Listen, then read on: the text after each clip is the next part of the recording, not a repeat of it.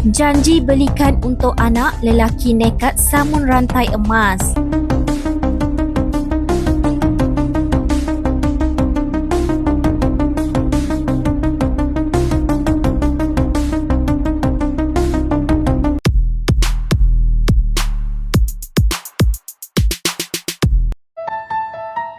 Seorang lelaki tular apabila melarikan seutas rantai tangan selepas menyamar sebagai pelanggan dalam kejadian di sebuah kedai emas di Kepala Batas Pulau Pinang hari ini. Berdasarkan video rakaman CCTV, suspek yang mengenakan kemeja T berwarna biru gelap dan seluar jeans datang seorang diri ke premis berkenaan pada pukul 11 pagi tadi. Selepas pekerja menyerahkan seutas rantai kepada suspek untuk dilihat, dia kemudian melarikan diri bersama rantai emas tersebut.